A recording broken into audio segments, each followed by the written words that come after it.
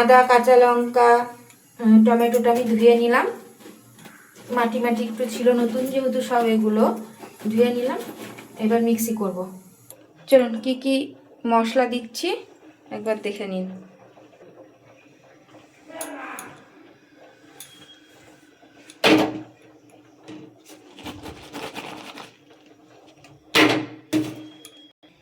এবার দেব জিরা, জিরের গুঁড়ো, আমার নিজের করা বাড়িতে, আমি গোটা জিরে কিনে নিয়ে আসি, দিয়ে জিরে মিক্সিতে পেস্ট করে। এই যে 1 চামচ জিরে গুঁড়ো, আর এইটুকু ধনে গুঁড়োটা ঠিক এইটুকুই দেব, এর থেকে বেশি দেব না ধনে গুঁড়ো, আর কিছু দেব না। এবার পেস্ট করে নেব। ফোড়নে নিয়েছি 2টো তেজপাতা, 5 ফোড়ন, শুকনো লঙ্কা, আর কিছু নিইনি। 5 ফোড়নটাতেই আতপ চালের খিচুড়িতে বেশি টেস্ট আনে জিরার থেকেও। আমি এতে 1 চামচ হলুদ আর 1 চামচ লবণ দিয়ে নিলাম। আর 1 চামচ হলুদ আর 1 চামচ লবণ দেওয়ার কারণ হচ্ছে চাল যখন গরম হবে জলের মধ্যে আমি আবার 1 চামচ হলুদ আর 2 চামচ লবণ দিয়ে নেবো, তাহলে দুটোতে ব্যালেন্স থাকবে সুন্দরভাবে। দেখুন ডাল সেদ্ধ হয়ে গেছে। আপনারা ভাবতেই পারেন যে ডাল কেন আমি বাটিতে সেদ্ধ করছি। প্রেশার কুকারে করলে কি হয়, প্রেশার কুকারে ল্যাত ল্যাত একটা কেমন হয়, কিন্তু বাটিতে সেদ্ধটা করলে সেদ্ধটাও সুন্দর হয় এবং খেতেও ভালো লাগে, লোদ লোদ টাইপটা লাগবে না। আপনারা যে কোনো ডাল দেখবেন প্রেশার কুকারে সেদ্ধ না করে যদি কোনো ডালের কৌটোতে থাকেন সেদ্ধ করে দেখবেন।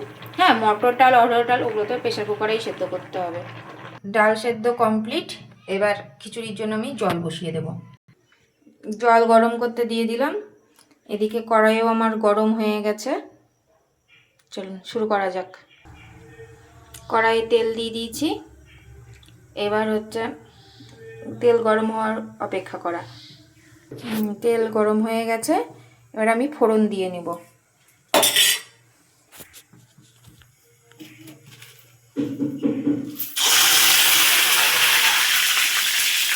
ফোড়ন দিয়ে নিয়েছি।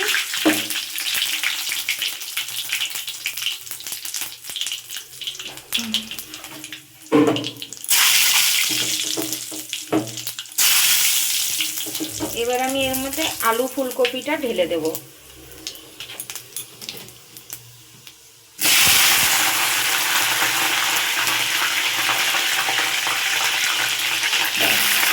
আলু ফুলকপিটা ধুয়ে রেখেছিলাম, আলুটা ঢেলে দেবো। আলু ফুলকপিটাকে না ধুলে বলতে পারো না, একটু ফোড়নের মধ্যে ভেজে না নিয়ে মশলা কষানো যাবে না, যেহেতু আলু ফুলকপি সেদ্ধ হতে টাইম লাগবে। নতুন চাল একদণ্ডে হয়ে যাবে। চলুন ফুলকপি আলুটা একটু নিয়ে নিই।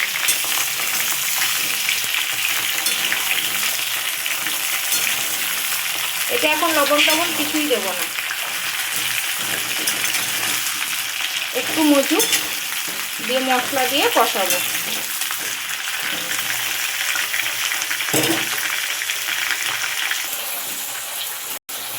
মাঝে মধ্যে একটু আলু ফুলকপিটা একটু নেড়ে দেবেন, তাহলে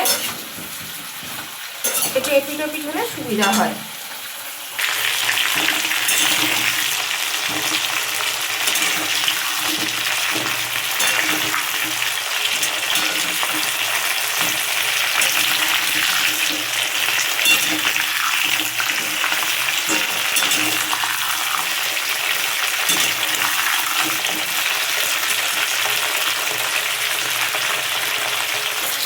চুলটাকে যতই বাজি না কেন আমাদের সামনে দিয়ে জোর করতে যায়, কিছু করার নেই। সাবস্ক্রিন সবাই খেপির মতো নাকি না, আমার সানমান সকালে হয়ে গেছে।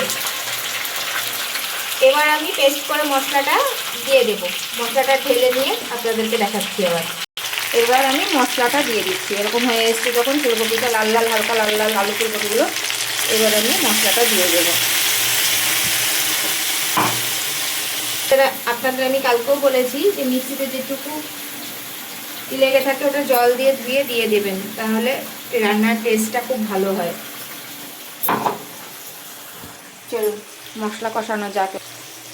এই দেখুন উল্টে পাল্টে নিয়ে ভালো করে মশলাগুলোকে সব কিছুতে যেন পৌঁছায়।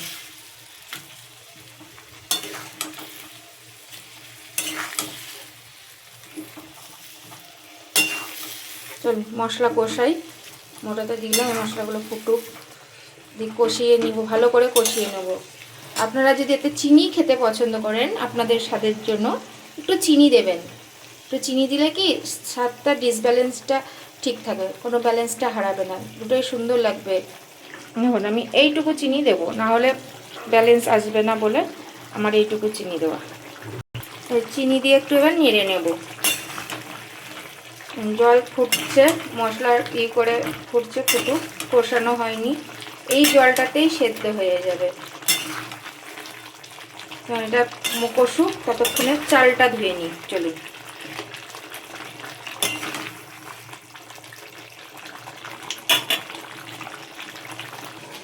দেখুন আমি এখানে 500 নতুন আতপ চাল নিয়েছি, দেশি আতপ চাল, কামনি ভোগ না, এটা দেশি আতপ চাল। ধুয়ে নিই। চলো, চাল ধোয়া কমপ্লিট আমার। এবার মশলাটা দেখুন কী করছি। দেখুন ফুলকপিটা এইভাবে আবার আলু ফুলকপিটাকে খিচুড়ি মশলাটাকে কষিয়ে নিচ্ছ, বুঝেছেন তো? কারণ নতুন চালের খিচুড়ি করলে এটাকে আগে কষিয়ে নিতে হতো।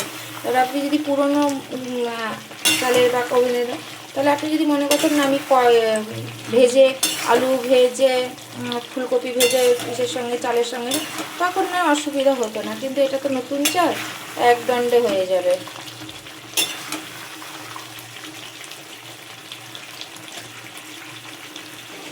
এই রান্না করতে করতে কার স্বভাব আছে আমার মতন এরকম গ্যাস পরিষ্কার করে মোড়া? নাহলে না খুব বিতিকিচ্ছিতি লাগে দেখতে, মনে হয় কি কেমন একটা নোংরা নোংরা। এমনিতেই আমার রান্নাঘরটা প্রচণ্ড ছোট, বিভৎস ছোটো, মানে আমি ঢুকলে আরেকজন ঢোকার মতন পরিস্থিতি নেই, এত ছোটো, যেহেতু ভাড়া বাড়ি থাকি। ভগবান কবে দেবে, কবে হবে নিজের বাড়ি।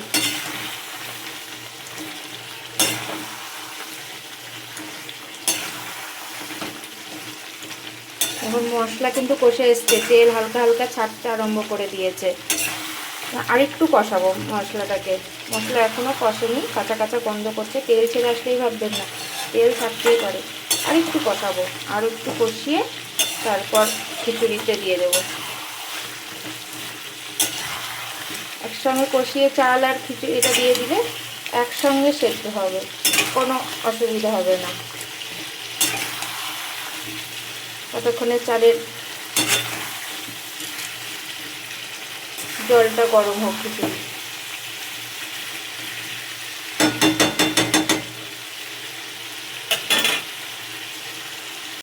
এখন মশলা কিন্তু কষে গেছে, আলু ফুলকপি অর্ধেকের বেশি অর্ধেক সেদ্ধ হয়ে গেছে।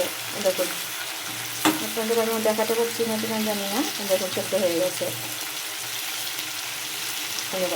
ঢুকে গেছে, সেদ্ধ হয়ে গেছে। মশলা কিন্তু অর্ধেক কষে, বেশিরভাগটাই কষে গেছে। আর একটু কষাবো।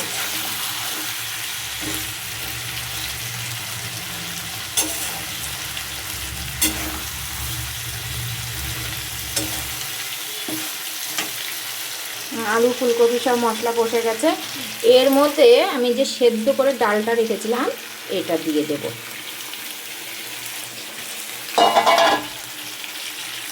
ডালটা দিয়ে নিয়ে এবার একটু উপর নিচ করে নেব।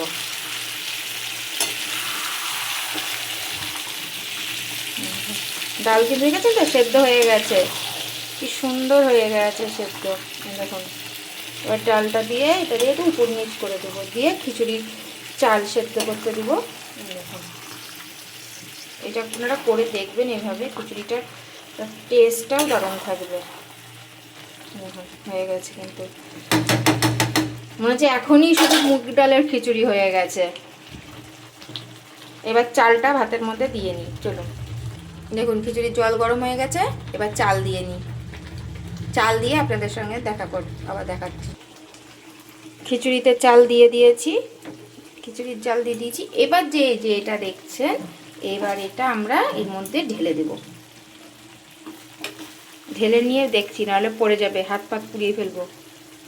দেখুন বুঝেছেন, পুরো মশলার সঙ্গে একটা দিয়ে দিলে খিচুড়ির পুরো আর ই করতে পারেন। এবার আপনাদের কী করতে হবে, এটা ফোটার আগে একটু টেস্ট করে নিতে হবে যে জলটা লবণটা কতটুকু। এই লবণ আপনাদের স্বাদ অনুযায়ী একটু ফুটবে, তারপরই লবণ দেবেন, তার আগে দেবেন না। যেহেতু মশলা করার সময় লবণ দিয়েছিলেন, দেবেন।